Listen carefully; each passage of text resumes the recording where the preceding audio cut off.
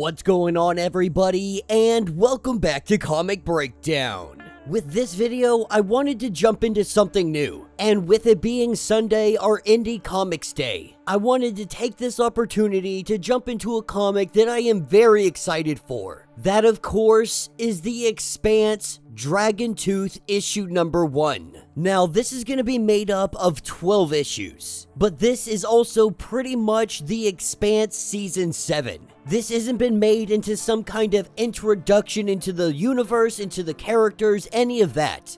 So if you don't know what's going on with The Expanse, I highly recommend that you either read the books or you go ahead and you check out The Expanse on Amazon Prime. It has 6 seasons and it is absolutely fantastic. I think it's even been reviewed as Battlestar Galactica meets Game of Thrones. And this comic specifically is picking up exactly after Season 6. And before we dive too deep into this, I do want to do just a quick recap. I just finished watching all 6 seasons on a rewatch, and the idea behind all of these stories is that there is something known as the proto-molecule, kind of an alien artifact, an alien substance that had been sent into the solar system. And with tensions between Mars with having its own colony, the belt, which is really just an asteroid belt full of humans that have been living there for years and years and generations. And then there is Earth. While they struggle with all of their political differences, the proto-molecule had opened up a gateway. This gateway introduced us to 1,300 new solar systems, most of them having some kind of habitable planet. And with Season 6 ushering in a new era of peace for all colonies involved. This series will be picking up 2 years after the Free Navy had used the asteroids to bombard Earth. With Earth's ecosystem crippled, with Mars reeling from the exodus of its citizens to the new colony worlds behind the ring, and then the defection of officers to separatists, with the Transport Union now controlling all transit and trade through the ring space, leading to Medina Station.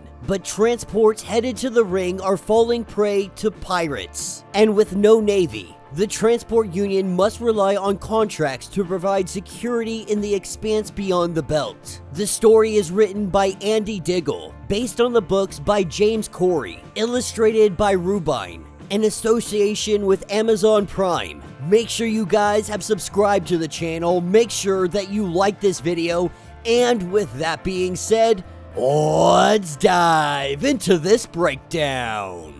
Alright guys, so that was quite a long introduction, but I really wanted to get all the good points out there. Let everybody know exactly where we're standing and where we're headed with Dragon Tooth. But our story picks us up with the Rocinante. We have Captain James Holden, and we have Bobby Draper. Right now, they find themselves beyond Uranus. They are responding to a mayday. As they find themselves out here, they have yet to find any signs of life, with nobody responding to the Rocinante. That's when Naomi lets it be known that something is coming in. With the Rocinante making its way through space, this is where they see the ship. The crew of the Rocinante were too late, and as they do their scans, there is nothing out here for a million clicks. At this point, James Holden finds himself very frustrated, trying to make sense of any of this. Right now, the whole system is starving, and this ship that they find floating in space, it was carrying live soil. The question is, why destroy it?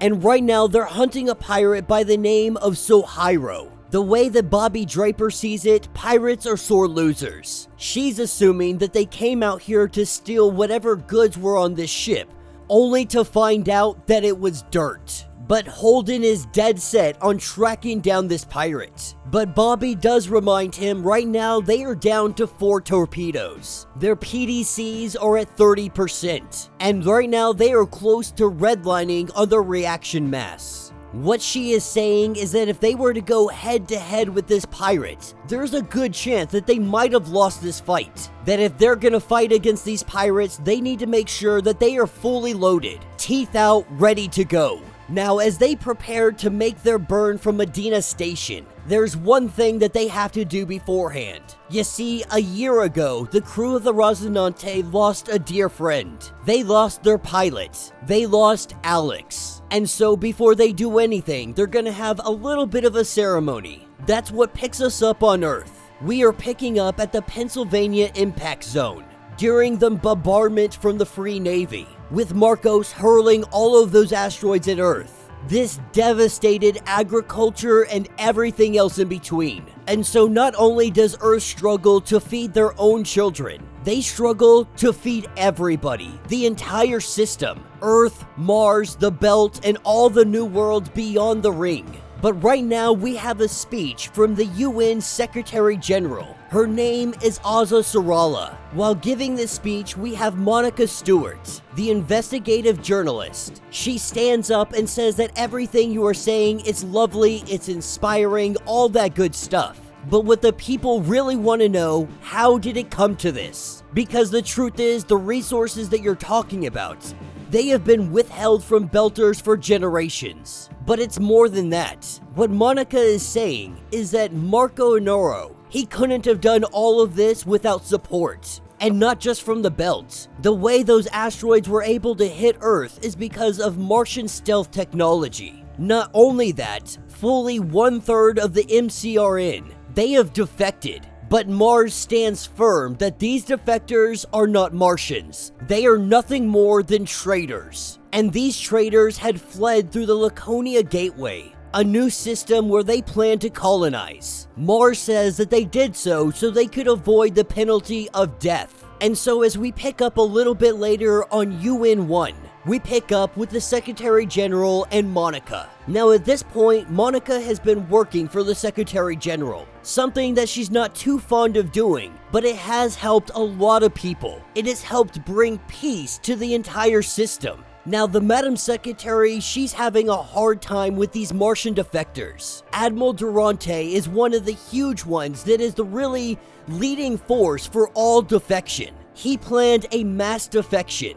And while Mars is saying those people are traitors, there had to be more people that knew about this. A defection on this scale is huge. But now with the Joint Chiefs promoting some kind of combination between Earth and Mars, a coalition if you will, the Madam Secretary worries that there might be sleeper agents from the Martian fleet. Did all of the ships flee? Or are some of them out there in the solar system, waiting for their chance to strike? As we pick back up on the Rosinante, they have a drone searching all the debris.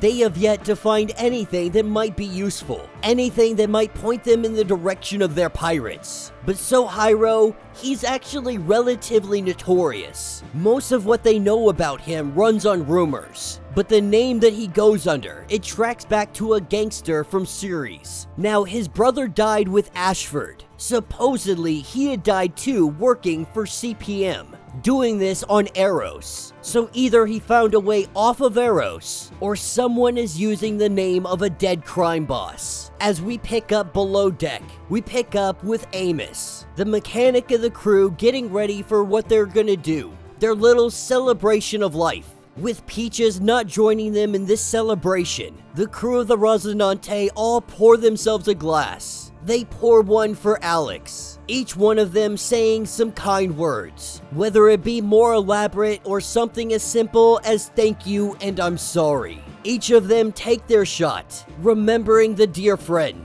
the amazing pilot, the one that sacrificed his life to save theirs. And Holden goes on to say that they are making their way for Medina, headed to a resupply. This is when Amos heads in and he goes to talk to Mao, also known as Peaches. While she had been invited to attend the little ceremony, she felt like it wouldn't be appropriate. She has been on the crew for quite some time now, but she didn't feel like it was her place to be there for Alex and everything else. As the two of them have their conversation, we pick up at Medina Station in the ring space. We pick up with Kamina Drummer, president of the Transport Union. She is currently meeting up with Nico, governor of Ceres, as our two Belters meet up.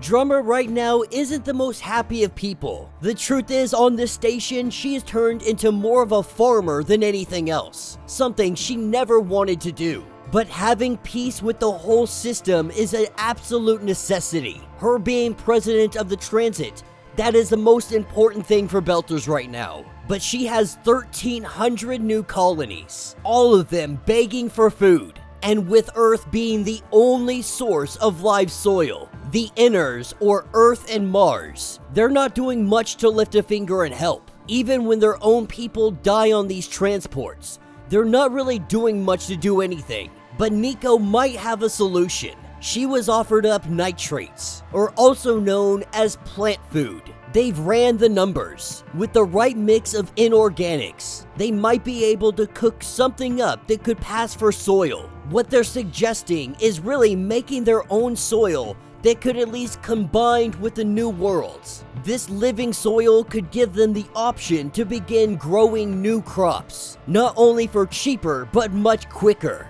This is what takes us to the head of security for Medina Station, the man known as Bull. Now they're out here and they find a skiff that is floating around. It's a Mars skiff, but it has no transponder. As they go to investigate, they open up. Going inside, they find that it is completely empty. The data cores, they have been professionally wiped. But there is a message left behind. A message for Naomi Nagata. And that will be the end of this issue. So let me know what you guys think down in the comments. Like I said, this is a continuation of Season 6. More or less, this is The Expanse Season 7. With the show pretty much being cancelled more or less, they found another medium to be able to continue on their story. Now in the James Corey books, there's about a 30-year gap. From where the TV show ends and the books pick up, there's about roughly 30 years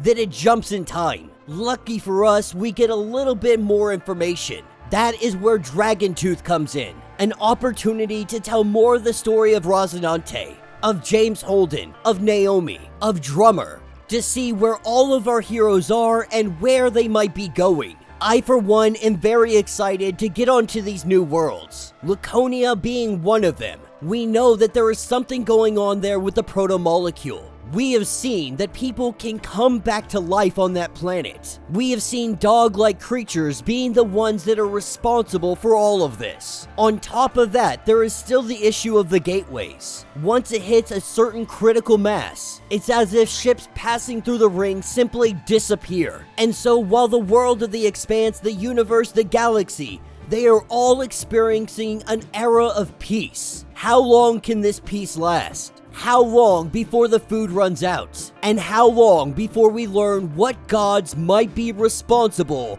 for everything that is ongoing? But let me know your thoughts, let me know your theories. If you would like to get caught up on everything that is going on with this series, I highly recommend that you go check out Amazon Prime. All 6 seasons are up, they're ready to go, you can watch them right now. If you would like to support the channel, you can always do so by joining the channel membership. Much like Patreon, having multiple different tiers, from $1 to $50. From loyalty badges to comics every single month. Not only are you helping out the channel tremendously, but you are getting tons of perks in the process. Now, if you are unable to do this, do me a favor, subscribe to the channel, like this video, hit that notification bell, and with that being said, until the next breakdown.